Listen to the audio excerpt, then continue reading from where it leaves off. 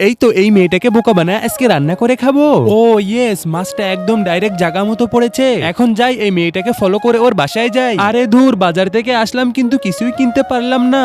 আরে ভাইয়া তুমি কোথায় গেলা? বাজারে তো কিছুই পেলাম না কেনার মতো। পিঙ্কি, তুমি এত সময় পরে বাড়ি এসেছো? ওরে বাবা, এত বড় মাছ কোথায় পেলা? আরে পিঙ্কি তো চলে গেছে, তাহলে আমি কি করবো? এই মাছটা এখন রান্না করে ফেলি। আমার তো ভাবতেই অবাক লাগতেছে, এত টাকা দিয়ে এত বড় একটা মাছ কিনে আনলো। আরে বলো, ওইটা পিঙ্কির টাকার মাছ না, ওইটা আমার টাকার মাছ। তোরা রানবি, আমি এটা খেয়ে ফেলবো। ঠিক আছে, তাহলে এখন মাছটা কেটে মশলা বেটে নি। আরে ভাইয়া ভাইয়া তুমি কোথায়? তোমাকে তো খুঁজেই পাওয়া যাচ্ছে না। আর তুমি এত বড় মাছ কোথা থেকে নিয়ে এলে? আরে হইছে হইছে, নাটক করিস না, বাইরে গিয়ে বয়, আমি রান্না করতেছি। আচ্ছা ঠিক আছে, বসতেছি বসতেছি। তার আগে যারা এই আল্লাহর সুন্দর ছবির জন্য লাইক সাবস্ক্রাইব করবে, হে আল্লাহ তাদেরকে তুমি হজ করো, তৌফিক দান করো। ঠিক আছে পিঙ্কি, তুই তাহলে বাইরে বয়, আমার এই মশলাগুলো দিলেই মাছটা এখন রান্না হয়ে যাবে। এই তো গরম কড়াইতে মশলার মধ্যে মাছগুলো দিয়ে দিলাম, এখনই রান্না হয়ে যাবে। ভাইয়া কোথায় তুমি? তাড়াতাড়ি এসো, খিদে পেয়েছে। এই তো চলে এসেছি, রান্না হয়ে গেছে, এবার মাছটা খেয়ে নাও। আরে সর্বনাশ, এরা আমার মাছ খাওয়া শুরু করে দিল। দ্রুত আমি এখান থেকে বের হই। আরে বোকা, এই মাছ তো আমার মাছ, আমি তোদের গাড়িতে রেখে দিয়েছিলাম রান্না করার জন্য। এখন আমার মাছ আমাকে দিয়ে দাও, আমি এখন মজা করে খাবো।